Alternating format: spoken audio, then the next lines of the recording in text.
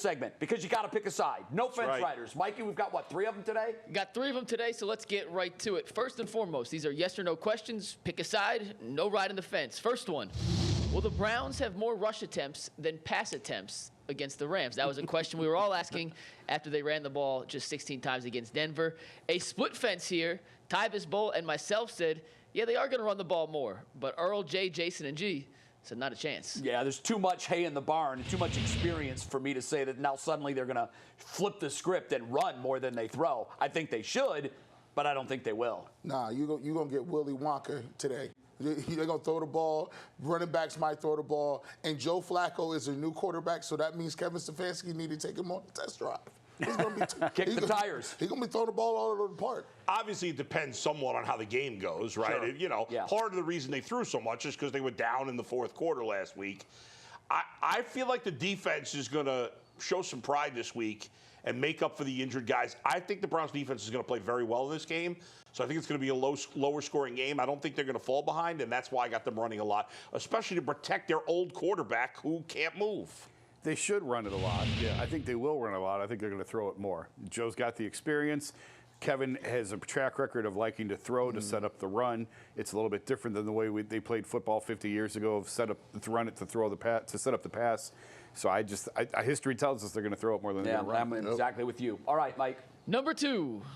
The Browns allowed quite a few rushing yards to the Broncos, so they're only averaging now 105 rushing yards against. So will the Rams get 105 rushing yards with Kyren Williams in this game? Earl, Jay, Jason, and G said, yeah, the Browns are going to allow more than that. Myself, Bull, and Tyvis all said no. Well, Bull, you're dissenting. Same trio. Why? Yeah, I know.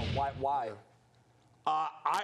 I think that the Browns are going to focus on the run game. I don't see how they can. This idea, the Mike stat about it, nobody's had 8 in the box. I think the Browns, even without Denzel Ward, will do it. I think they're going to be. They have struggled to stop the run the last couple of weeks. Right. Jim Schwartz has got to be ticked off about that. There's no doubt. So I think he's going to make it a focus of what they're doing this week. Jay? Kyren Williams, the last few weeks, if you look at his rushing totals, it's a lot higher than 105. And 105 is really not that big of a number, really. I mean, the Browns have been so great defensively against the run. They've put up some incredible numbers. But 105 as a team, collectively, it's really not that high of a bar. So I just think they got gashed last week. I do think that they'll tighten some things up. But just because if it's 140, 145, maybe I'd say no, but I think that they'll clear the 105 mark. Well, you look at it.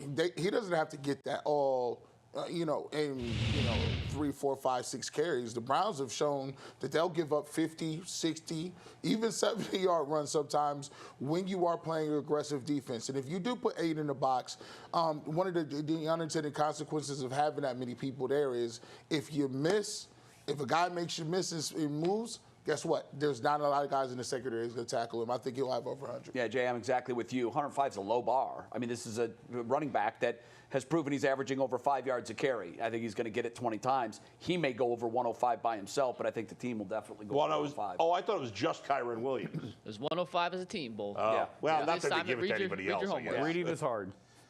All right, last question.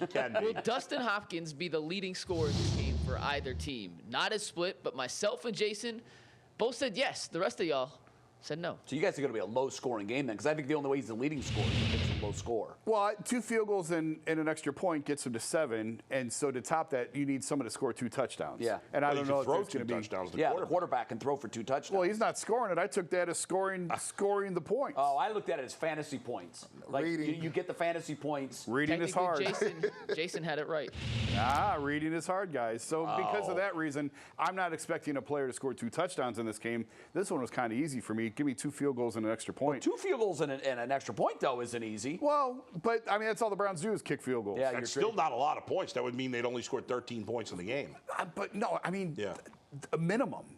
Just at a minimum. Right. Like, he may have 3 or 4 field goals. I don't know. I got the Browns with 2 touchdowns thrown by Flacco and 1 field goal in this game. All right. Listen, I already got, this is foreshadowing. I got in my fence riders, I got the same thing in the headlines, 2 touchdowns by Flacco. So, no, Hopkins is not going to be the leading scorer. All right, very good.